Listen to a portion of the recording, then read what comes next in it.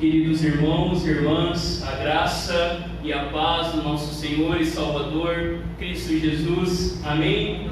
Estamos alegres porque hoje é domingo, dia do Senhor, dia que nós celebramos a vitória do nosso Deus sobre o pecado, a morte e o inferno. Hoje nós nos lembramos da ressurreição de Jesus e nós também nos lembramos nesse tempo do advento da salvação que o Senhor nos deu ao enviar seu Filho ao mundo para morrer em nosso lugar e nos conceder vida e salvação. E nessa noite, neste culto, nós somos acolhidos através da palavra de Deus que se encontra em Lucas capítulo 1, versículos 68 e 69, que nos dizem assim: Bendito seja o Senhor, Deus de Israel, porque visitou e libertou seu povo e nos fez surgir uma salvação poderosa na descendência de seu servo Davi.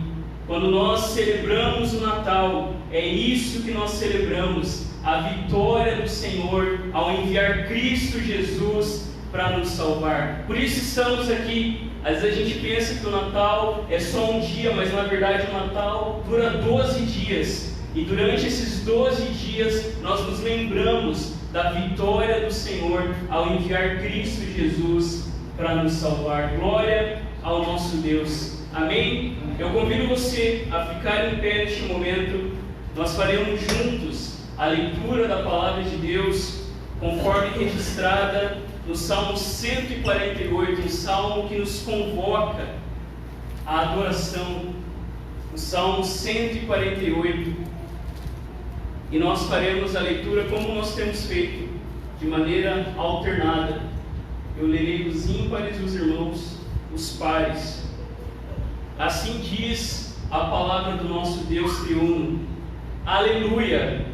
Louvem o Senhor do alto dos céus, louvem o Senhor nas alturas, louvem o Senhor todos os seus anjos, louvem todos os seus exércitos celestiais, louvem o Senhor sol e lua, louvem-no todas as estrelas luzentes, louvem o Senhor céus dos céus e as águas que estão acima do firmamento. Louvem o nome do Senhor, pois Ele deu uma ordem e foram criados. Ele os estabeleceu para todos sempre. Fixou-lhes uma ordem que não será mudada. Louvem o nome do Senhor, porque só o seu nome é excelso. A sua majestade está acima da terra e do céu. Ele exalta o poder do seu povo, o louvor de todos os seus santos, dos filhos de Israel, povo que lhe é chegado. Aleluia! Louvemos, queridos, nessa noite, declarando que o Senhor é grande, que Ele é digno de ser louvado, que Ele é digno de ser adorado, porque Ele é o Deus que tem cuidado do seu povo através da pessoa e da obra de Cristo Jesus. Louvemos o nome do Senhor, declarando que o nosso Deus é grande. Senhor,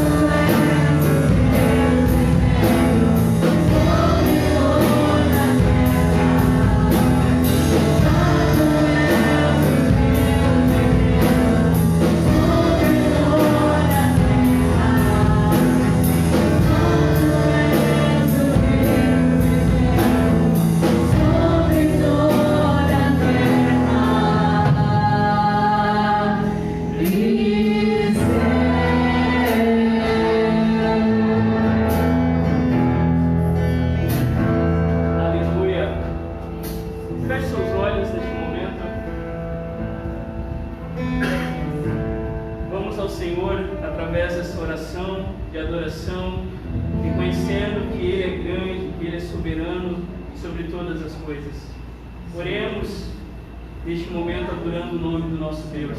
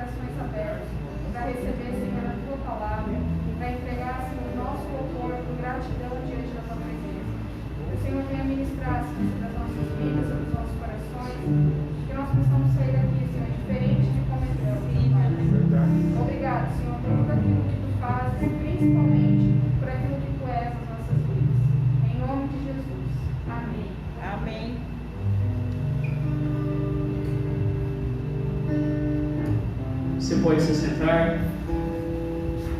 Neste momento do nosso culto, nós vamos também confessar os nossos pecados diante do Senhor. É muito importante, quando nós nos reunimos como povo de Deus, nos voltarmos ao Senhor, pedindo a sua misericórdia, lembrando que Cristo Jesus veio exatamente para isso, para perdoar os nossos pecados e nos levar novamente para o nosso Deus. Muito bem, irmãos. Continuidade, nós vamos ler a palavra de Deus em Gálatas, capítulo 4, dos versículos 4 ao 7. Você que tem a liturgia aqui, que está com o papel na sua mão, você que tem a sua Bíblia, eu gostaria que você abrisse a palavra de Deus, ou lesse aqui no texto do nosso boletim, esse texto glorioso. Gálatas, capítulo 4, versículos do 4 ao 7. Nos diz assim a palavra de Deus: mas quando chegou a plenitude do tempo, Deus enviou o seu Filho, nascido de mulher, nascido debaixo da lei, a fim de redimir os que estavam sob a lei, para que recebessem a adoção de filhos. E porque vocês são filhos, Deus enviou o Espírito de seu Filho ao coração de vocês, e ele clama: Abba, Pai. Assim você já não é mais escravo, mas filho, e por ser filho, Deus também o tornou herdeiro. Essas são as palavras do apóstolo Paulo dos Gálatas e para nós. Nós estávamos debaixo da lei, e a lei dizia que nós estávamos condenados por causa dos nossos pecados. Agora nós somos filhos, e filhos têm a liberdade de conversar com seu pai. Esse momento é um momento que eu insisto sempre em dizer, é um momento seu com Deus. Então você vai ter um minuto para pensar, para colocar diante de Deus quem você é. É aquilo que eu não conheço de você, que Deus sabe. É um momento que nós abrimos o nosso coração, de nós conversarmos com o nosso Deus. E Deus que conhece o nosso coração, o Espírito Santo, Ele sabe o que está certo e o que está errado na nossa vida. Então é um momento para você colocar isso diante de Deus, para você confessar os seus pecados. Não é um ritual, não é um rito, é um momento onde vocês, no culto, onde você busca o seu Deus e busca a mudança para a sua vida. Não é hoje, é de agora para diante. Deus vai perdoar o que estava errado e sempre nos dar uma nova caminhada. Então eu peço que você, durante um minuto, em nome de Jesus, feche os seus olhos, coloque-se diante de Deus, clame por sua misericórdia e depois nós vamos orar, agradecendo ao nosso Deus.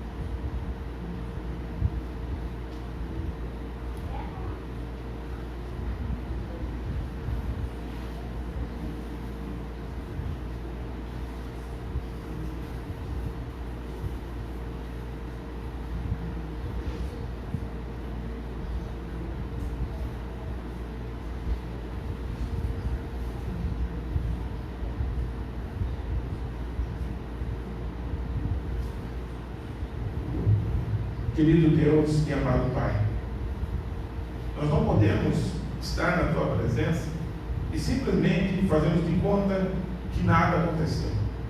A cruz do Calvário nos mostra que algo aconteceu.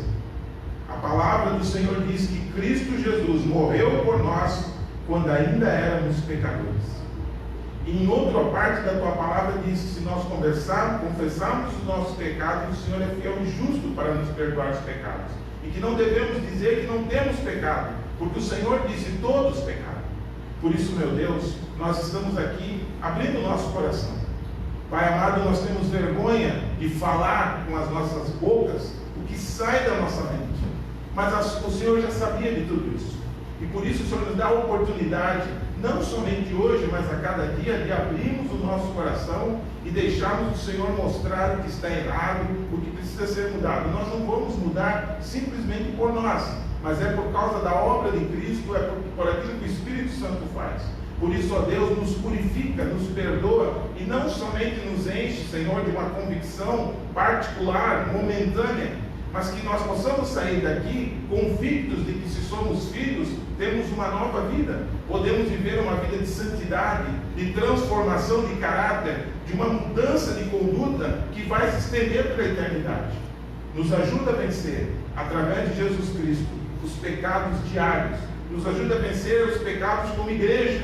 Como igreja pecamos muitas vezes, somos omissos, tomamos medidas absurdas, até chegamos a blasfemar, falar coisas que não deviam.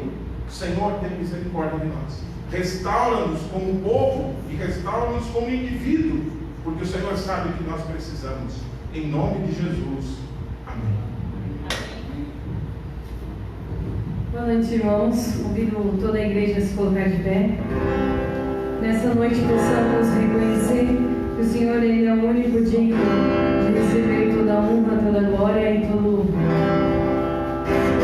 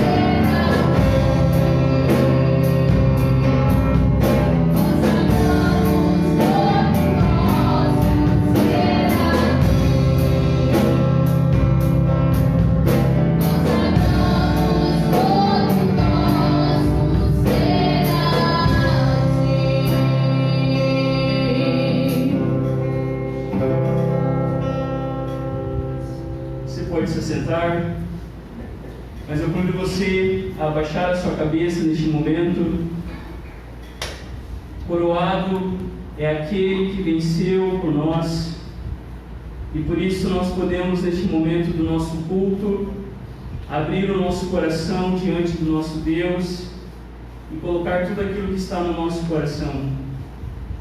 Este é um momento, como família da fé, como povo de Deus, que nós apresentamos diante do Senhor as nossas súplicas, as nossas petições, as nossas causas, sabendo que Deus é aquele que ouve a oração do seu povo, sabendo que Deus é aquele que está com você, que ouve cada oração, que acolhe cada oração, por causa daquilo que Jesus fez na cruz. Um novo e vivo caminho foi aberto para mim e para você, e cada um de nós podemos agora então fechar os nossos olhos e ter a certeza de que Deus ouve as nossas orações quando nós fazemos em nome de Jesus, quando nós clamamos a sua vontade. Eu tenho certeza que você tem lutas, coisas que você precisa colocar diante do Senhor, familiares nossos que precisam da salvação. Traga à sua memória neste momento esses nomes.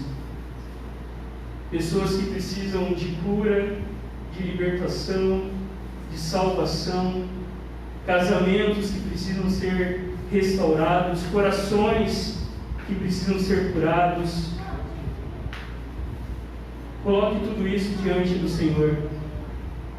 O nosso Deus é aquele que continua declarando: eis que faço novas todas as coisas.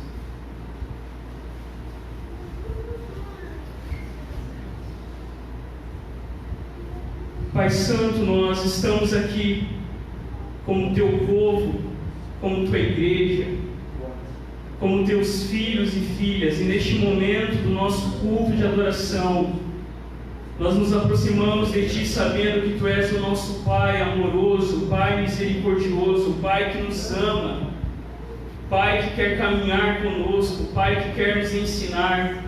E neste momento do nosso culto, Senhor, nós queremos colocar tudo aquilo que está no nosso coração, as lutas que o Senhor sabe que nós temos passado, as coisas que nós temos, ó Deus, clamado ao Senhor.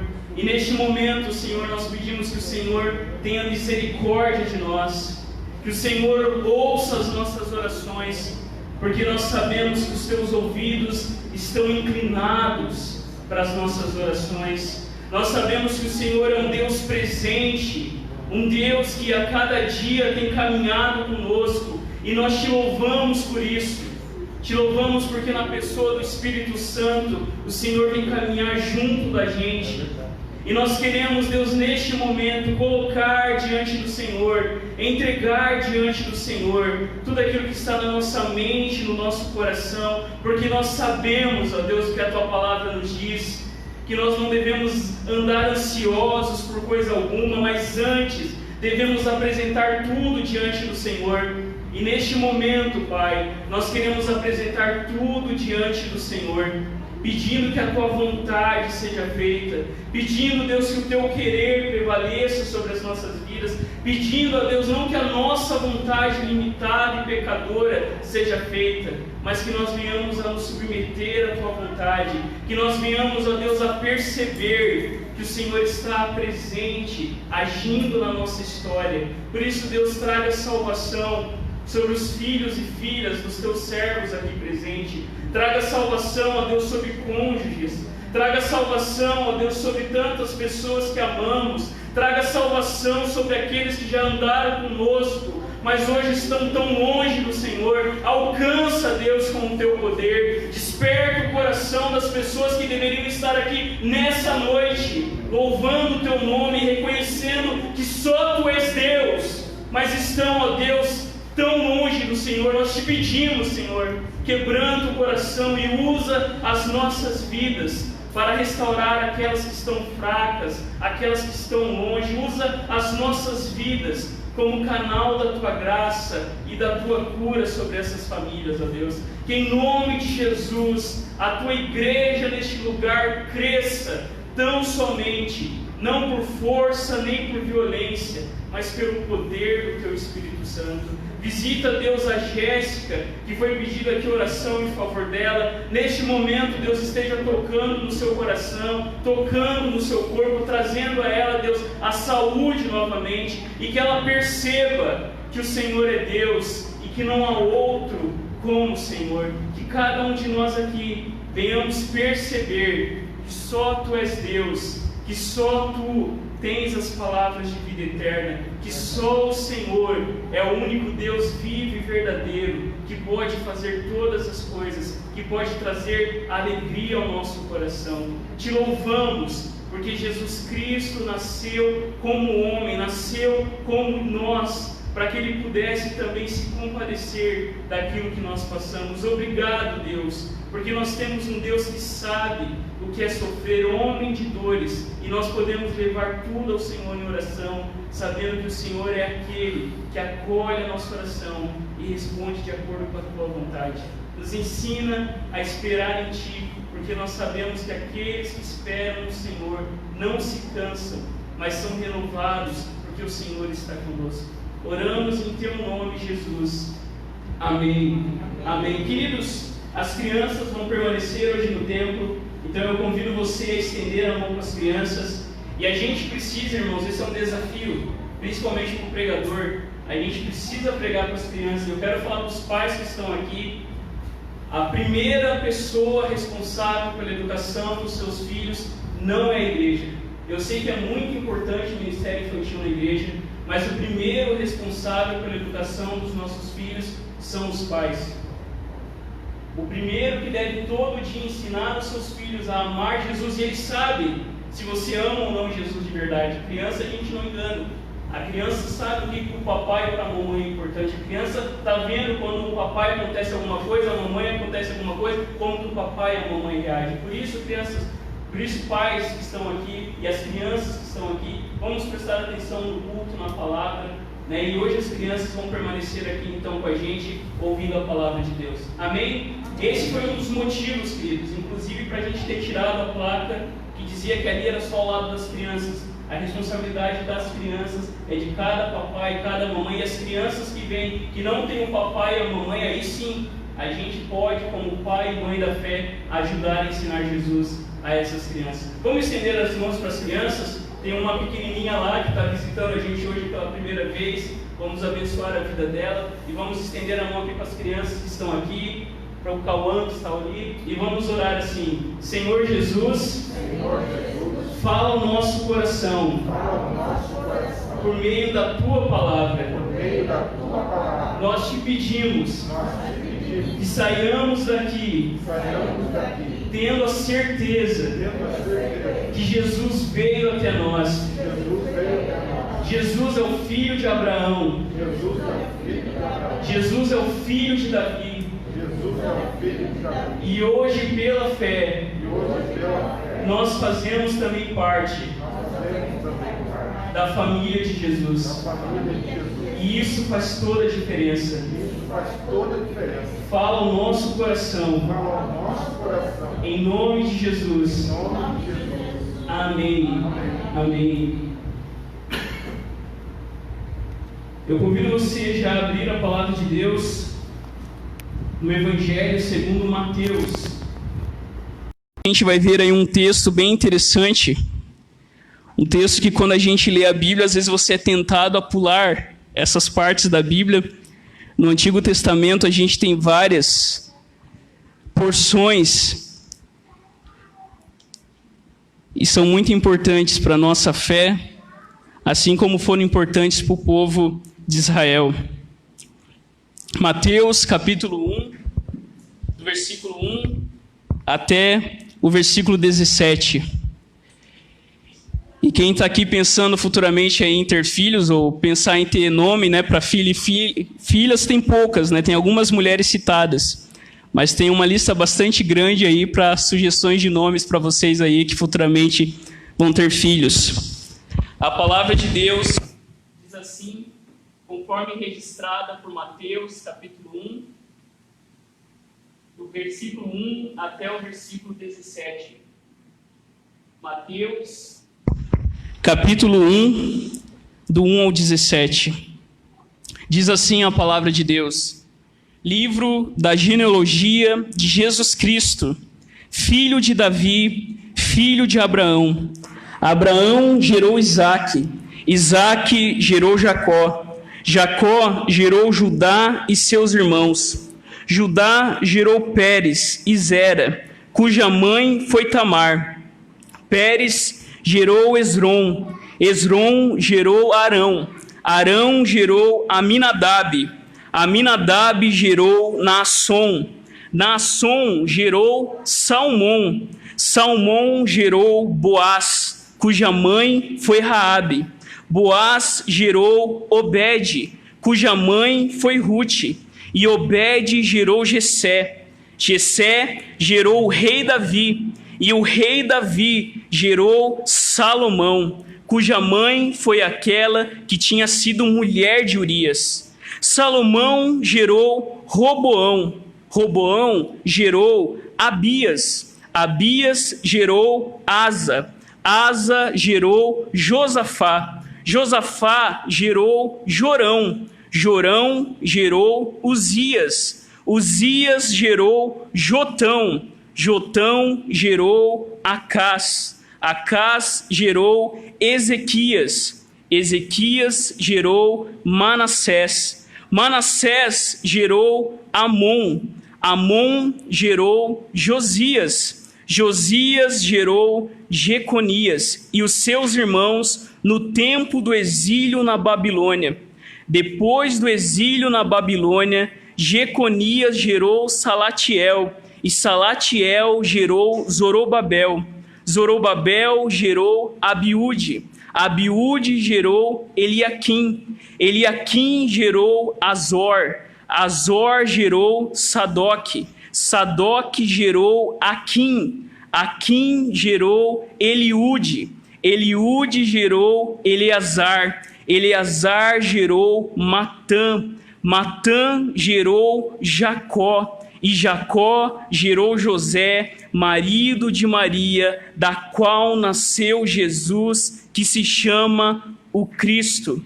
Assim, todas as gerações, desde Abraão até Davi, são 14. Desde Davi até o exílio na Babilônia, 14 gerações. E desde o exílio na Babilônia até Cristo, 14 gerações. Esta é a palavra do Senhor. Feche seus olhos. Pai, nós te louvamos pela tua palavra inspirada, que foi escrita para nossa esperança, para nossa paciência, para nossa salvação. E nós pedimos que nessa noite, Deus, nós venhamos a olhar para a tua palavra e ouvir o Senhor falando conosco por meio das Escrituras. Que a tua palavra seja alimento para o teu povo, que a tua palavra encoraje o nosso coração. Que as palavras dos meus lábios e a meditação do meu coração sejam agradáveis na tua presença, Senhor, rocha minha e meu Redentor. Em nome de Jesus. Amém. Amém. Queridos, você já tentou pesquisar a sua árvore genealógica? Quem aqui já tentou fazer isso? Tentar voltar atrás e saber de onde vieram seus avós, bisavós, tataravós. Eu não chego muito longe. Eu sei quem foram os meus avós, mas quase não sei nada sobre os meus bisavós. E há um site na internet, inclusive aberto para todo mundo, que você consegue vasculhar e tentar chegar da onde veio a sua família. Esse site tem dados e informações de mais de 1 bilhão de pessoas no mundo. Eu, curioso, fui tentar para ver se funciona. E, de fato, coloquei lá o sobrenome Felipe, que não é um sobrenome assim tão fácil, mas a maioria dos nomes que aparecia era da região sul de Santa Catarina, onde meu pai nasceu. Talvez um daqueles vários nomes que nasceram no século XIX poderiam ter sido, quem sabe, meu bisavô, meu tataravô. Quando a gente olha, queridos irmãos e irmãs, sobre a árvore genealógica, sobre gerações, sobre os nossos antepassados, quando a gente olha na Bíblia, as crianças que estão aqui, a Bíblia é recheada também de árvores genealógicas. Quando a gente olha na palavra de Deus, por exemplo, em Gênesis, nós vemos várias genealogias sendo apresentadas. Várias vezes, leia Gênesis, e você vai ver escrito assim: essas são as gerações de fulano de tal. O livro de Gênesis fala inclusive da geração, da genealogia dos céus e da terra, e assim foram criados os céus e a terra. E quando nós continuamos olhando na Escritura, nós vemos lá a Bíblia dizendo quem foram os descendentes de Adão, quem foram os descendentes de Noé e dos seus filhos. E nós vemos, queridos irmãos e irmãs, que a Bíblia continua até chegar a um homem conhecido que é Abraão. Se você olhar nas Escrituras, a Bíblia, queridos irmãos e irmãs, como a grande história da salvação, nos mostra as genealogias sendo registradas. E essas genealogias que quando a gente lê a Bíblia a gente é tentado a pular porque tem um monte de nome diferente, elas têm uma razão de existir. Naquele momento, queridos irmãos e irmãs da história, essas genealogias que nós vemos na Bíblia estabeleciam a herança que os filhos, os tataranetos recebiam. Ela também estabelecia a divisão das terras e a legitimidade de uma pessoa. E nós vamos ver isso na Escritura várias vezes acontecendo. A genealogia que tem na Bíblia, as árvores genealógicas existiam para dizer de onde eu vim, que direitos eu tenho como herdeiro daquilo que os meus pais receberam, seja se foi uma terra, se foi um poço e assim por diante. Queridos irmãos e irmãs, quando nós olhamos na história, quando nós olhamos na Bíblia, nós vemos que essas genealogias também tinham uma razão muito importante.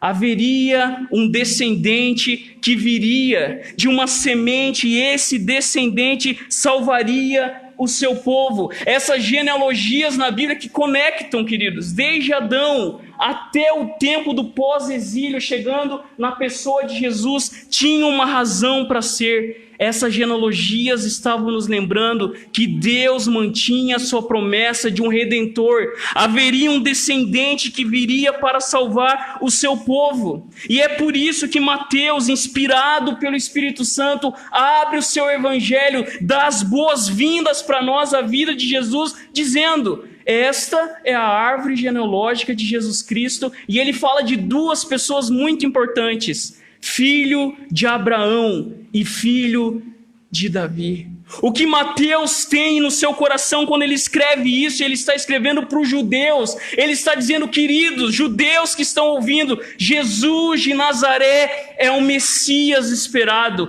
O que Mateus começa dizendo no seu evangelho e depois capítulo após capítulo vai declarar é isso: Jesus é o filho de Abraão, o filho de Davi. Jesus é aquele pelo qual todas as famílias da terra seriam abençoadas. Jesus é o verdadeiro rei, sobre o qual o reino de Deus jamais teria fim. Mateus abre o seu evangelho, colocando os nossos olhos no Deus que continua agindo na história e cumprindo a sua promessa. Queridos irmãos e irmãs, a mensagem de Mateus ecoa Gênesis.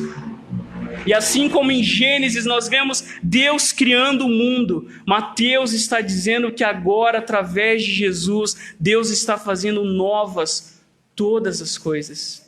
E isso começa, queridos irmãos e irmãs, através de uma lista de nomes, e nomes que não são só heróis, mas também são vilões na história. E a ideia central de tudo que a gente vai falar aqui nessa noite, que você não pode esquecer, é que o que faz diferença nas nossas vidas é quando Jesus começa a fazer parte dela. Não importa o nosso passado, não importa da onde a nossa família veio, o que importa é que Jesus veio para fazer parte da nossa família e nos salvar dos nossos pecados. Apesar, queridos, dos nossos pecados, dos nossos fracassos, dos nossos medos, da nossa omissão, Deus está cumprindo a sua missão. Deus está abençoando todas as famílias da terra através de Jesus. E nós veremos que Deus está se tornando o verdadeiro rei, mesmo através das vidas problemáticas dos seus vice-reis. Esses vários nomes que nós lemos aí são os reis de Israel, principalmente os reis de Judá sendo citados. E o que nós vamos ver nessa noite, queridos irmãos e irmãs, é que Deus entra na história através de uma família imperfeita para continuar fazendo aquilo que Deus sabe fazer. Deus está refazendo o que estava quebrado, Deus está curando o que estava enfermo e Deus está restaurando o que estava perdido. E nós veremos isso, queridos irmãos e irmãs, através de 3 verdades. Olhem no texto. E nós vamos dividir, eu só lembrei agora que eu acho que eu esqueci de colocar as divisões ali. Só vai ter a primeira, eu acho. Agora que eu lembrei. Mas a primeira verdade, eu convido você a ficar de olho no texto. A primeira verdade que nós vemos entre os versos 1 e 6 é que Deus está abençoando as famílias apesar delas mesmas. O texto começa dizendo que Deus está abençoando, que Deus está salvando as famílias apesar delas mesmas. Mateus, queridos, começa dizendo que essas são as gerações, os antepassados de Jesus. E esse texto é um escândalo. Esse texto é um grito da graça. Porque se a gente fosse contar a nossa história, a gente só ia lembrar dos bons parentes. Quando a gente quer contar a nossa vida, a gente só quer falar do lado bom da nossa família. Apesar que é moda você também quem conta a tragédia maior. Mas o que a gente quer destacar para o público maior é o quão bom é a nossa família. Mas, queridos irmãos e irmãs, olhem o texto. Mateus começa dizendo que essas são as gerações, esses são os antepassados de Jesus Cristo. E Mateus começa dizendo, ele é filho de Davi, ele é filho de Abraão. Mateus coloca os nossos olhos em 2 personagens muito importantes na história da salvação. Nós conhecemos Davi, nós conhecemos Abraão, nós sabemos que Abraão é chamado de amigo de Deus, de pai da fé. Nós sabemos que Davi é o rei segundo o coração de Deus, mas nós sabemos também que tanto Abraão como Davi pecaram. Que tanto Abraão, pai da fé, como Davi, o rei, segundo o coração de Deus, desobedeceram a Deus em alguns momentos. E o que Mateus quer nos dizer é que apesar dessas famílias problemáticas, Deus continua agindo na história, Deus continua manifestando a sua graça, mesmo em meio a famílias tão pecadoras. E a Bíblia, queridos, ela não esconde o pecado dos nossos primeiros pais. A Bíblia não esconde quando Abraão e Sara tentaram dar uma ajudinha para Deus. A Bíblia não esconde quando Abraão teve medo e mentiu para salvar a sua vida. A Bíblia não mente quando Davi, inclusive o texto, e Mateus quer escandalizar os judeus. Mateus vai dizer, olha, Salomão que foi filho de quem?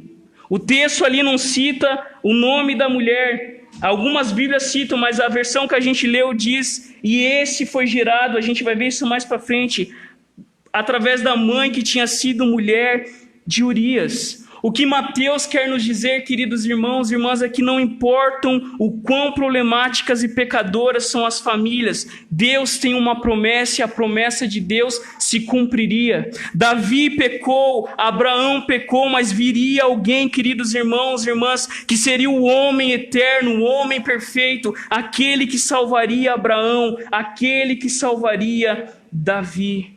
Mateus, ele celebra o seu evangelho, proclamando que Jesus, através do seu nascimento, através da sua vida, seria de fato o Salvador, o Rei legítimo, o Messias esperado por todo o Antigo Testamento. Continua no texto, nós vemos então Mateus resumindo Gênesis, e é muito interessante, queridos. Se você quer ter um resumo inteiro do Antigo Testamento, está nesse primeiro capítulo de Mateus. Porque só no versículo 2, observe, Mateus ele resume o livro todo de Gênesis quando ele diz, Abraão gerou Isaque, Isaque gerou Jacó, Jacó gerou Judá e os seus irmãos. Nós vemos aqui resumido o Deus de Abraão, Isaque e Jacó nesse único versículo, nesse único trecho. Mateus nos conecta com a grande história da salvação, cujo início se deu com Abraão e que continuou com Isaque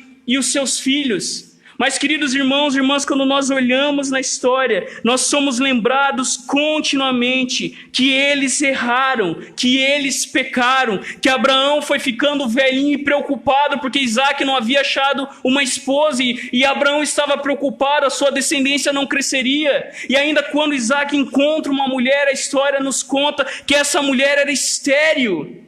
E várias mulheres na Bíblia são registradas que eram mulheres estéril. Mas, queridos irmãos e irmãs, mesmo no meio de toda essa bagunça, mesmo no meio de todas essas deficiências, Deus estava lá cumprindo a sua promessa de que haveria um Salvador. A história continua, Isaac casa com Rebeca, e nós continuamos na história e sabemos, Rebeca, ela está grávida e mesmo no seu ventre, os irmãos já nascem brigando. Esaú e Jacó, vem dessa história, os dois ali brigando no ventre da sua mãe. E quando nós olhamos, queridos irmãos e irmãs, para Jacó, nós somos lembrados, e Mateus faz questão de lembrar isso, Jacó era o enganador, Jacó era o usurpador, Jacó era aquele que se juntou com a sua mãe, enganou seu pai, enganou seu irmão, pecou contra Deus e teve que fugir. Ele também foi enganado pelo seu tio, tendo que trabalhar anos a mais para ter aquela que ele amava. E quando nós olhamos, queridos irmãos e irmãs, na história, lá estava Deus.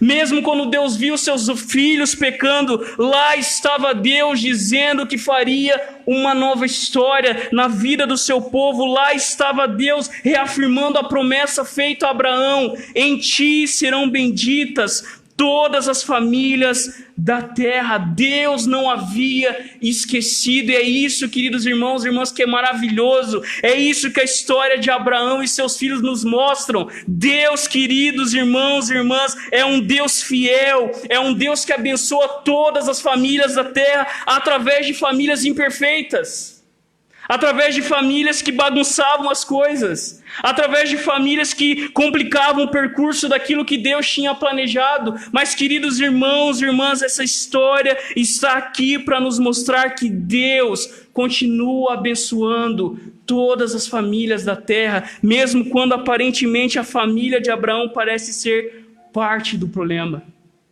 Leia Gênesis e perceba, queridos irmãos e irmãs, o quão longe Deus vai através da sua graça e do seu amor. Mas olhe no texto. Nos próximos versículos, queridos irmãos e irmãs, nós temos algumas mães de Jesus sendo apresentadas. Olha aí no texto. A partir do versículo 3. E é interessante que Mateus cita o nome de mulheres aqui. Mateus cita então 3 mães de Jesus. Olha aí no texto. Eu vou baixar um pouquinho aqui, porque eu não achei meu óculos, irmãos. Os irmãos não sabem como está uma luta para enxergar isso aqui.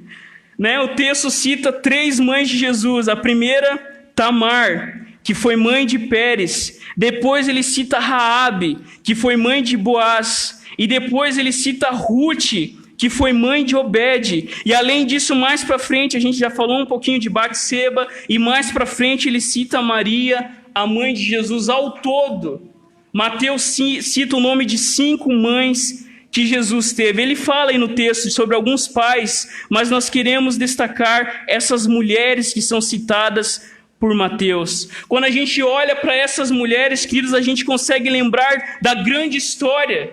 Quando a gente pensa em Tamar, quando a gente pensa em Raabe, quando a gente pensa em Ruth, a gente lembra de Gênesis, a gente lembra de Josué, a gente lembra de Juízes, porque essas mulheres estavam lá. O que Mateus está dizendo para nós através dessas mulheres é que Deus estava agindo mesmo quando o povo de Israel achava que não, que Deus estava salvando as pessoas mais improváveis, que Deus estava estendendo a sua graça não só no Novo Testamento, mas desde o Antigo Testamento. Deus estava escancarando as portas da sua bênção sobre todas as famílias da terra. Ao mesmo tempo, só por nota esses nomes que você vê aí, olha aí no texto: Esrom, Arão, Aminadab, Nasson e Salmão. Só para a gente situar, esses nomes, queridos irmãos e irmãs, são do tempo do Êxodo e da peregrinação no deserto. Vocês percebem a linha de continuidade avançando?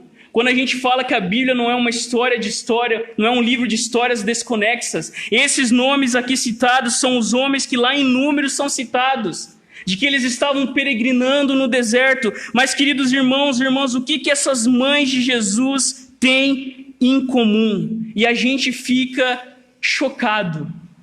Todas essas mães de Jesus eram estrangeiras, não eram hebreias, não eram israelitas. Tamar, queridos irmãos e irmãs, possivelmente era cananita. Raabe, nós conhecemos mais a história, ela morava em Jericó. E Ruth, nós sabemos, ela era moabita. Todas essas três mães de Jesus não faziam parte do povo de Deus. E isso, queridos irmãos e irmãs, chocava os leitores de Mateus.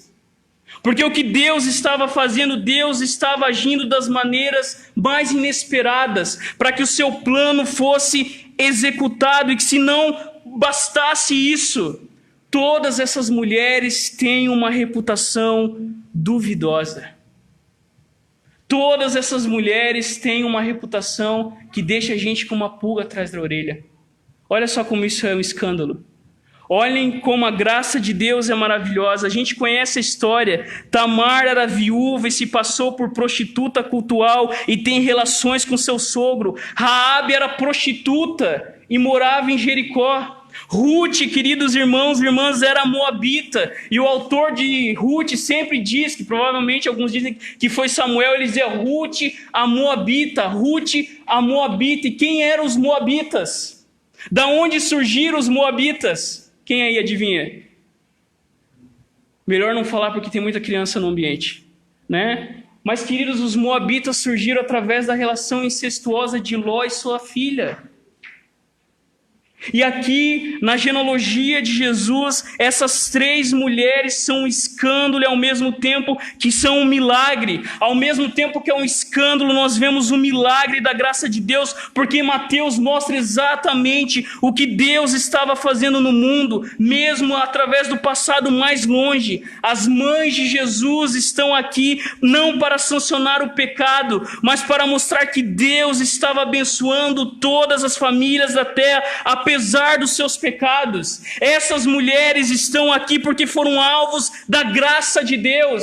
Essas mães estrangeiras de Jesus que tinham um passado complicado estão aqui para declarar abertamente: Deus está abençoando todas as famílias da terra, inclusive aqueles que não eram parte do povo de Deus, inclusive aqueles que não tinham uma vida boa. E quando nós olhamos no texto, queridos irmãos e irmãs, essas mulheres estão aqui para anunciar que apesar da omissão de Judá, apesar da destruição de Jericó, através da morte que assolou a família de Noemi e Ruth, essas mulheres estão aqui para anunciar que apesar do pecado, Deus está abençoando todas as famílias da terra.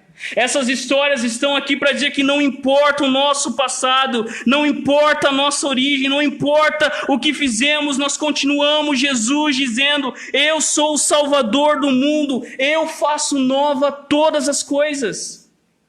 Essas mães de Jesus estão aqui para nos mostrar que Jesus foi o Salvador delas. E não importa o quão longe elas estavam, Deus estava indo atrás de um povo para chamar de seu. Deus está, queridos, abençoando todas as famílias da terra através daquilo que Ele fez na cruz do seu Filho. Mas olha no texto, eu vou correr, irmãos. A segunda verdade que nós vimos que não estará aqui, Deus está se tornando rei apesar dos seus vice-reis. Se na primeira parte, fique olhando o texto, Mateus se concentra nas famílias e os seus contextos cheios de pecado, aonde a graça de Deus abunda. Nessa segunda parte, nós nos concentramos em como Deus está tornando-se rei, apesar dos seus representantes também serem bons em fazer bagunça. Observe no texto, já para início de conversa, Mateus apresenta Davi e Salomão, e além disso ele ainda nos fala junto com Salomão de mais 13 reis. E quando nós olhamos, queridos irmãos e irmãs, para a história dos reis, nós somos lembrados, queridos irmãos e irmãs, que vários reis fizeram aquilo que era mal diante dos olhos do Senhor. Mateus abre essa sessão lembrando do rei Davi e do rei Salomão, e nós conhecemos bem essa história. Nós sabemos, irmãos e irmãs, apesar dele não citar Saul, o reino unido de Israel durou 120 anos, e Davi e Salomão eram os melhores reis que Israel tinha tido. Davi, na verdade, era o rei modelo. Davi, na verdade, era o rei segundo o coração de Deus. Mas Mateus, queridos irmãos e irmãs, começa a pincelar alguns reis nessa história. E olhe no texto. Ele cita Roboão, ele cita Abias, ele cita Asa, ele cita Josafá, Jorão, Uzias, Jotão, Acás, Ezequias, Manassés, Amon, Josias e Jeconias. Quando eu estava preparando esse sermão, eu fui dar uma relida em toda a história. Leia, queridos, 1º e 2º Reis, 1º e 2º Crônicas. Leia a história de Esdras, porque ela vai situar para a gente exatamente o que aconteceu nessas histórias. E nós vamos ver nesse período dos reis, queridos irmãos e irmãs, nesse período de reino unido, Davi era um modelo de rei segundo o coração de Deus, mas conforme a história vai acontecendo, Salomão, que começou tão bem, queridos irmãos e irmãs, ele começa a fazer aquilo que era mal diante dos olhos do Senhor. Quando nós continuamos na história, nós vemos os reis matando, assassinando, mentindo, traindo. Nós vemos a desobediência daqueles que deveriam representar o reino de Deus na terra. Quando nós olhamos na história, nós vemos que rei atrás de rei não fez aquilo que era certo diante dos olhos do Senhor. Mas apesar, queridos, de toda a desobediência dos vice-reis, que deveriam, conforme as escrituras nos ensinavam, os reis deveriam administrar o reino, segundo a vontade de Deus, mas quando nós olhamos na história, nós vemos, e fulano de tal fez o que era mal aos olhos do Senhor. Os reis que deveriam levar o povo a adorar somente a Deus, nós vemos os autores inspirados da palavra de Deus dizendo: e Beltrano fez aquilo que era mal diante dos olhos do Senhor. Quando a gente olha a história dos reis, queridos irmãos e irmãs, nós começamos a ficar apreensivos. De todos esses reis que são citados aqui, apenas 2 são elogiados, sem qualquer reserva. Todos os outros reis são tratados como homens que fizeram o que era mal diante do Senhor. O texto começa citando Davi, e como a gente disse, Davi, queridos irmãos e irmãs, deveria ser um modelo para todos os reis. E quando Davi está velho, ele chama o seu filho Salomão, e ele diz: olha, Salomão, eu estou morrendo, portanto tenha coragem e seja homem, guarde os preceitos do Senhor seu Deus, andando nos seus caminhos, guardando os seus estatutos, os seus mandamentos, os seus juízos e os seus testemunhos, como está escrito na lei de Moisés. Assim você será bem-sucedido e nunca faltará rei para o trono de Israel. Quando a gente pensa em Davi, Davi não foi perfeito. Davi, ele pecou e pecou feio. Mas Davi era um rei segundo o coração de Deus, porque ele se arrependeu dos seus pecados. E o padrão para todos os reis de Israel seria exatamente isso. Os reis pecavam, mas os reis também deveriam se arrepender. E Salomão, queridos irmãos e irmãs, na história a gente fica escandalizado. Vocês sabem quantas mulheres Salomão teve? Alguém sabe aí? Quantas mulheres Salomão teve? Fora as concubinas. Alguém se arrisca? Eu não sei como ele dava conta. 700 mulheres. 700 mulheres. Né? Ele via uma mulher a cada 3 anos. Né? Ele fazia a escala dele de... Salomão, queridos, que o texto diz que ele começou amando a Deus, mas que termina dizendo que ele começou a amar mais as suas mulheres e mais as alianças que ele começou a fazer com povos em volta que trouxeram a idolatria para dentro de Israel. Salomão, que começou tão bem, mas que terminou, queridos irmãos e irmãs, adorando outros deuses. E olhe no texto, Mateus então escolhe 13 reis de Judá, e ele escolhe tanto, queridos, para legitimar a autoridade de Jesus como descendente de Abraão e de Davi, ao mesmo tempo para lembrar que Jesus seria o único rei verdadeiro de Israel. Dos reis aqui apresentados, dê uma olhadinha rapidamente.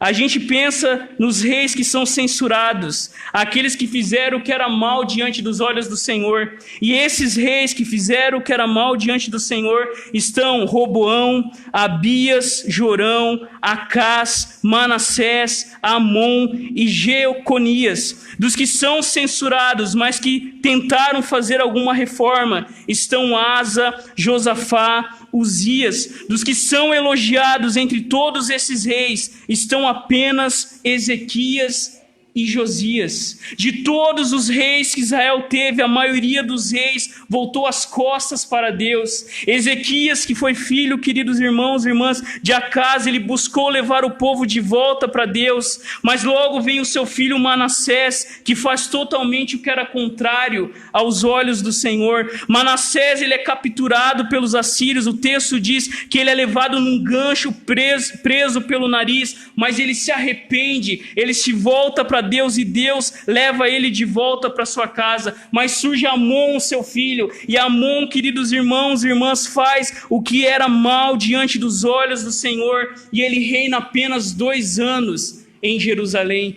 porque os seus próprios oficiais fizeram uma conspiração e mataram Amon. O próximo rei que aparece aí na história é Josias. E Josias, queridos irmãos e irmãs, nós conhecemos a história. Foi durante o seu reinado que o livro da lei foi encontrado, que o povo voltou a celebrar a Páscoa, que o povo voltou a se comprometer com Deus, mas Josias é morto numa batalha contra o rei do Egito Neco. E o próprio Jeremias, o profeta, lamenta a morte de Josias. E o último rei aí apresentado, que algumas Bíblias trazem Joaquim. Esse foi o último rei que reinou sobre Israel, sobre Judá, e o reino dele foi apenas de 3 meses e 10 dias, porque ele foi levado para a Babilônia, o templo foi saqueado, e anos depois, quando Zedequias, o seu tio, foi posto sobre o trono, Jerusalém seria destruída pelo Império Babilônico. Queridos, esse segundo momento termina com desesperança. Os vice-reis de Deus, que deveriam obedecer a Deus, que deveriam guardar os mandamentos de Deus, eles fizeram o que era contrário. A idolatria tomou conta do coração de Israel, e foi a idolatria que Deus diz através dos seus profetas que levou Jerusalém à destruição. Esses reis vilões estão aqui para revelar que eles também precisavam de um Salvador, que eles também precisavam de um rei que viesse para salvar eles. Queridos, e essa é a mensagem do Natal. A gente olha para esses reis e pensa, né? Nossa, como eles foram maus. Mas a gente é igual a eles. A gente acerta, mas a gente também erra. A gente também, queridos, às vezes alimenta ídolos no nosso coração. E esses reis estão aqui para nos mostrar o quão longe o pecado os levou, mas ao mesmo tempo, queridos irmãos e irmãs, estão aqui para nos lembrar o quão gracioso Deus é com a sua graça e a sua misericórdia. Olha a última parte do texto, entre os versos 12 e 17. Deus está, queridos, restaurando todas as coisas, apesar das circunstâncias. Olha aí no texto a partir do verso 12. Mateus começa dizendo que depois do exílio na Babilônia, e Mateus lembra de novo aqui Jeconias. Mateus, ele repete o nome do rei Joaquim, porque Mateus estava no seu coração e na sua mente a certeza de que Deus cumpriria a sua vontade. A vontade de Deus era restaurar todas as coisas. E o texto, queridos irmãos e irmãs, continua contando das gerações que vieram depois do período do exílio. Depois do período que o povo de Deus voltou da Babilônia, os nomes estão aí. Jeconias gerou Salatiel, Salatiel gerou Zorobabel, Zorobabel gerou Abiúde, Abiúde gerou Eliaquim, Eliaquim gerou Azor, Azor gerou Sadoque, Sadoque gerou Aquim, Aquim gerou Eliúde, Eliúde gerou Eleazar, Eleazar gerou Matã, Matã gerou Jacó, e Jacó gerou José, marido de Maria, do qual nasceu Jesus, que se chama o Cristo. Mateus, ele divide toda a história bíblica em 3 partes. E o verso 17 nos conta como Mateus divide essa história, desde Abraão até o rei Davi, desde Davi até o exílio na Babilônia e desde o exílio na Babilônia até Cristo. Mateus divide a história em 3 momentos, ele divide em 14 gerações, porque ele estava, queridos irmãos e irmãs, dizendo que Deus estava restaurando todas as coisas através do seu povo, mesmo se as circunstâncias fossem as piores possíveis. Mateus, queridos irmãos e irmãs, escreve essa genealogia para nos contar que mesmo Jerusalém estando destruída, mesmo o templo tendo sido saqueado, Deus estava restaurando todas as coisas. Quando tudo parecia perdido, quando Israel pensava que não tinha mais esperança, Deus faz surgir da destruição nova vida. Quando só havia morte, Deus começa a gerar vida. E esses reis que estão aqui citados, queridos irmãos e irmãs, nos lembram que Deus não havia esquecido do seu projeto de restauração. Esses reis estão aqui citados para nos lembrar que a Babilônia caiu, o Império Persa tomou o seu lugar e Deus usou esse império através de Ciro para voltar o seu povo de volta para Jerusalém. E esses nomes aqui citados nos lembram, queridos irmãos e irmãs, da história de Esdras e Neemias e também de Esther. Quando o povo estava longe de Jerusalém e Deus usa o imperador Ciro para fazer com que o seu povo volte de novo para a sua terra. Deus, queridos irmãos e irmãs, apesar de todas as circunstâncias, lá estava Deus usando esses homens para reconstruir novamente Jerusalém. E nós vemos a história continua e enquanto esses nomes, essas famílias vão vivendo, a Babilônia cai, o Império Persa cai, a Macedônia e a Grécia caem, surgem os romanos, e é exatamente neste momento da história que nasce o que Mateus nos escreve. Olha aí no texto: e Jacó gerou José, nascido de Maria, do qual nasceu Jesus, que se chama o Cristo. Esse último período da história, queridos irmãos e irmãs, entre o Antigo e o Novo Testamento, houve um período de 400 anos, que alguns vão dizer que foi o período de silêncio de Deus. Mas, queridos irmãos e irmãs, Deus estava restaurando todas as coisas através dessa família, através desse povo, e não importavam as circunstâncias, apesar das circunstâncias mais desencorajadoras. Quando Israel, queridos irmãos e irmãs, achava que tinha sido o fim, Deus, queridos irmãos e irmãs, estava agindo na história. E mesmo com as circunstâncias mais difíceis, Deus estava, queridos irmãos e irmãs, colocando em prática o seu plano de salvação. Quando Israel pensava que era o fim, lá estava Deus novamente, através dos seus profetas, dizendo que a glória da segunda casa seria maior que a glória da primeira. E Deus estava dizendo isso não tão somente pelo templo de Jerusalém, mas porque surgiria um templo vivo. Aquele, queridos irmãos e irmãs, que seria o lugar onde Deus habitaria e traria salvação a todos os povos. E esse é Cristo Jesus. Quando Mateus fala e de José nasceu Jesus, aquele que é o Cristo. Cristo não é o sobrenome de Jesus. Às vezes a gente pensa que é o sobrenome de Jesus. Mas Cristo é um título. Cristo significa o Messias. Cristo significa o Rei, Cristo significa aquele que seria o Salvador do mundo. E Mateus, queridos irmãos e irmãs, então nos conta dizendo que Jesus é o Cristo, aquele que veio exatamente para salvar o seu povo. Queridos, não importam o quão problemáticas são as nossas famílias, não importa, queridos irmãos e irmãs, o quão desobedientes foram os reis de Israel, não importam as circunstâncias adversas, o que importa é que Cristo nasceu, Ele veio até nós e através dele Deus está abençoando todas as famílias da terra. Amém? Não importa, queridos irmãos e irmãs, quão imperfeitas são as nossas famílias.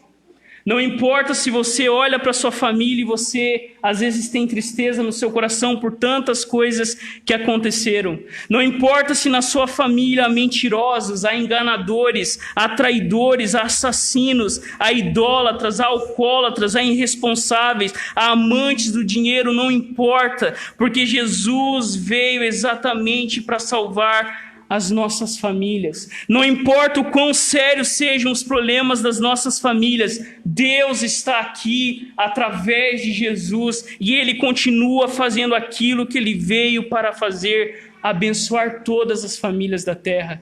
Eu tenho certeza que existem pessoas aqui, famílias aqui que foram salvas e restauradas pela obra de Jesus. E Deus, queridos irmãos e irmãs, continua fazendo isso. Deus continua restaurando as nossas famílias. Por isso, descanse nisso, persevere nisso. Deus, queridos irmãos e irmãs, salvará as nossas famílias. Uma outra aplicação, queridos, como que Deus age no mundo? Você já parou para perguntar isso? Como que Deus age no mundo? E a história de Israel está aqui para mostrar que Deus age no mundo através das nossas vidas. Os reis de Israel eram vice-reis de Deus. Eles deveriam governar debaixo da vontade de Deus. E eu e você hoje continuamos sendo os vice-regentes de Deus na sua boa criação. Hoje Deus continua chamando eu e você, que somos portadores da imagem de Deus, para continuar, queridos irmãos e irmãs, colocando ordem nas nossas vidas e no nosso mundo. Deus, queridos irmãos e irmãs, continua chamando homens e mulheres a desempenharem bem o seu papel na grande história da salvação. Você, queridos irmãos e irmãs, não é apenas um coadjuvante. Quando a gente olha na história, Deus nos fez personagens do seu grande teatro. E assim como Israel desempenhava um papel importante, a igreja de Jesus hoje tem um papel importante a desempenhar. Assim como aqueles homens e aquelas mulheres eram representantes de Deus, hoje eu e você continuamos sendo representantes de Deus, que devemos, queridos irmãos e irmãs, agir debaixo do temor e da vontade do Senhor. Os homens que estão aqui, a palavra de Deus continua dizendo, sejam homens de verdade. As mulheres que estão aqui, a palavra de Deus continua dizendo, sejam mulheres que temam o Senhor. Os pais que estão aqui, as mães, os filhos, Deus continua, queridos irmãos e irmãs, agindo neste mundo através das nossas famílias. E eu termino lembrando, queridos irmãos e irmãs, que a nossa árvore genealógica também é cheia de pessoas imperfeitas, mas que quando nós olhamos para Mateus 1, nós nos lembramos que apesar dos nossos pecados, dos nossos fracassos e dos nossos medos, Deus entrou na história para mudar as nossas vidas. Quando eu olho para mim mesmo e quando eu olho para minha família, eu não vejo como nos salvar, mas quando eu olho para aquele que entrou na história, eu tenho certeza, não temos como nos perder. Cristo Jesus é aquele que foi gerado, queridos irmãos e irmãs, para salvar as nossas famílias, para mudar a nossa história. Ele é o Messias, Ele é o Rei sobre todas as coisas. Ele é aquele que nasceu e nós estamos celebrando o Natal, o nascimento de Jesus o Cristo, para nos lembrar que Deus continua restaurando todas as coisas. Feche seus olhos.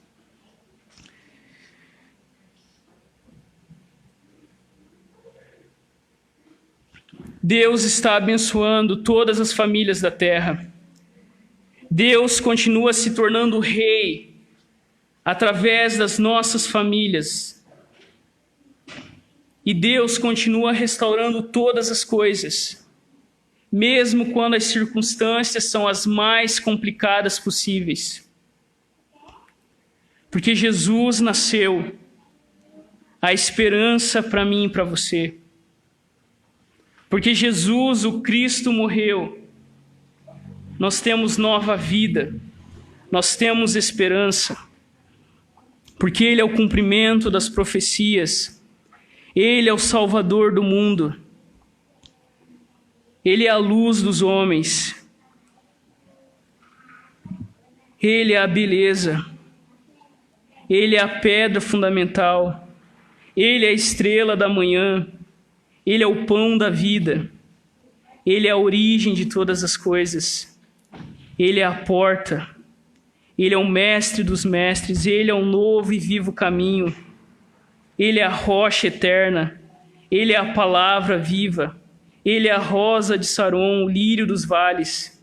Ele é a videira verdadeira. Ele é o juiz de toda a terra. Ele é a alegria dos homens. Ele é a sabedoria de Deus.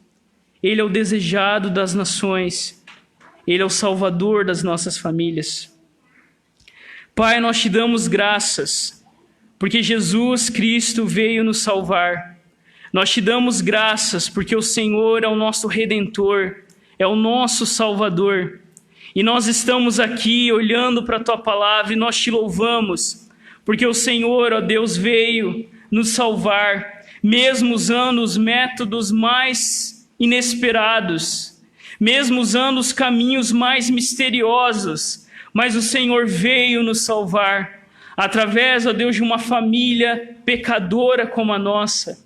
Nós te louvamos, ó Deus, porque não importa o que aconteceu, o que importa é que Jesus está aqui, e Ele é o nosso Salvador, Ele é o nosso Redentor, e nós, ó Deus, confiamos naquele que está restaurando todas as coisas, naquele que veio para restaurar o nosso mundo, naquele que veio para nos reconciliar com o Senhor.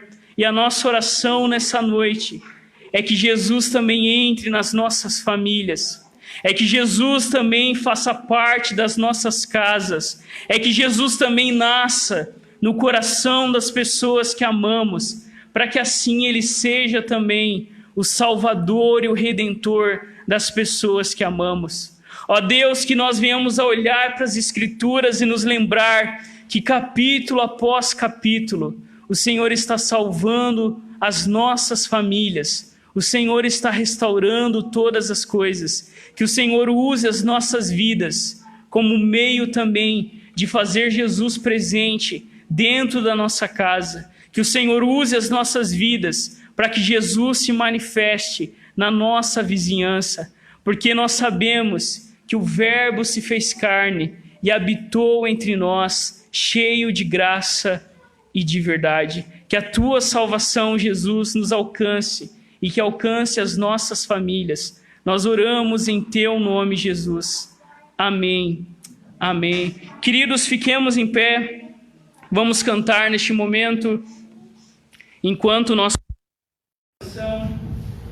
Que você consagre a sua vida diante do Senhor, que você também possa entregar os seus dízimos e as suas ofertas diante do Senhor, sabendo que Jesus é aquele que veio para salvar a nossa vida por inteiro, e Ele quer salvar também a minha vida e a sua vida financeira. Por isso, coloque sua vida diante do Senhor e entregue em gratidão a sua oferta e o seu dízimo diante do Senhor.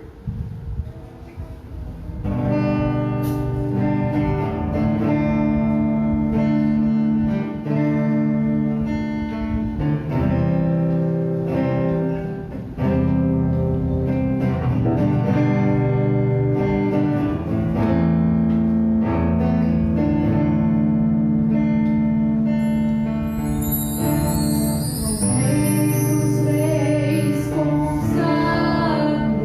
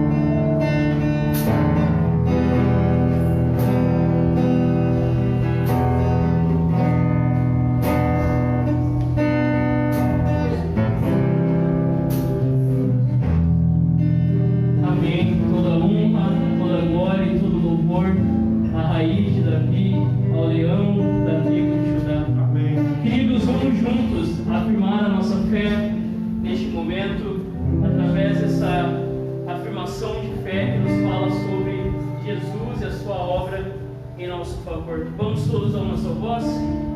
Confessamos o mistério e a maravilha de Deus feito carne e nos regozijamos na nossa grande salvação por meio de Jesus Cristo, nosso Senhor.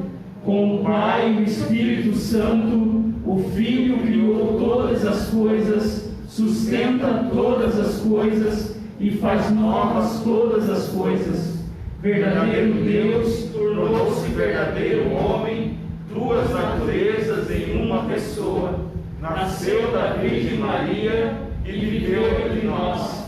Foi crucificado, morto e sepultado, ressuscitou ao terceiro dia e subiu ao céu, e virá novamente em glória e juízo. Por nós ele guardou a lei, expiou o pecado e satisfez a ira de Deus. Ele levou nossos trapos imundos e nos deu seu manto de justiça.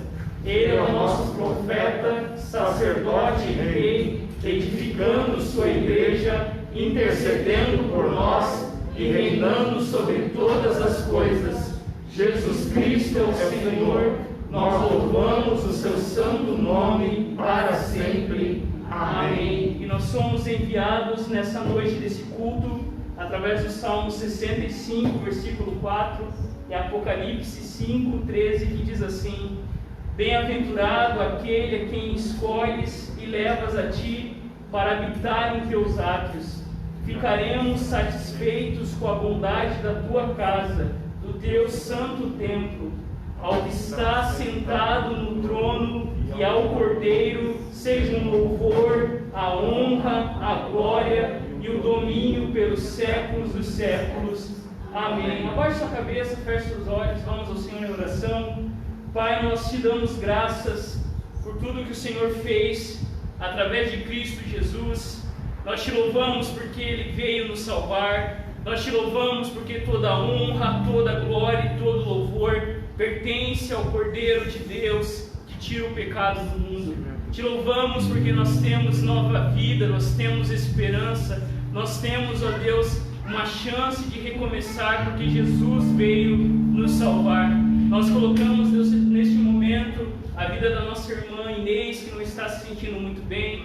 Pedimos, Deus, que as tuas mãos poderosas estejam sobre a sua vida, cuidando dela, livrando de todo mal, que ela perceba o teu cuidado, que ela perceba o teu amor, e que o Senhor esteja, Deus, cuidando dela em todas as coisas. Sim, nós te louvamos, Deus, porque tu és um Deus que caminha com o teu povo, e nós temos visto isso a cada dia em nossas vidas. Fica conosco, despede-nos na tua paz. É a nossa oração em nome de Jesus. Amém. Queridos, vamos juntos receber a bênção do nosso presbítero Ivair. Em nome de Jesus. Recebam a bênção, irmãos. Que o grande amor do nosso Deus e Pai, que a graça de nosso Senhor e Salvador Jesus Cristo, que os frutos, os dons do Espírito Santo de Deus, seja com cada um de vocês, com cada um das suas famílias, nas suas casas e com toda a igreja do Senhor Jesus espalhada por toda a face da terra, hoje e sempre. Amém. Amém. Amém. Você pode se assentar por um instante enquanto nós ouvimos o pós-lúdio, que você reflita em cada ato do culto dessa noite. Oh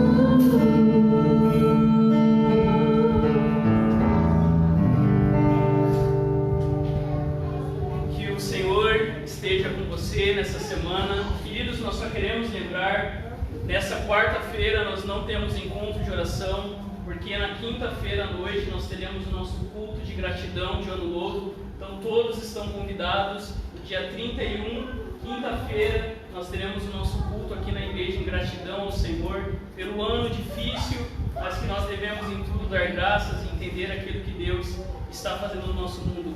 Uma outra informação importante também: domingo que vem, dia 3, nós não teremos culto de adoração. Então domingo que vem, aproveite para você realmente sair com a sua família, aproveite realmente para você passar o dia com alguém que você ama, porque no dia 3 nós não teremos o nosso culto de domingo. Lembrando também os irmãos, no comecinho de janeiro eu vou pegar alguns dias de folga, então os irmãos orem por mim também. Eu estarei viajando para São Paulo. Esse comecinho de janeiro eu não estarei por aqui, mas se Deus quiser, no dia 15 de janeiro nós já estaremos de volta aqui para a nossa caminhada em 2021. Amém? Vamos na paz, que o Senhor nos acompanhe em nome de Jesus. Amém.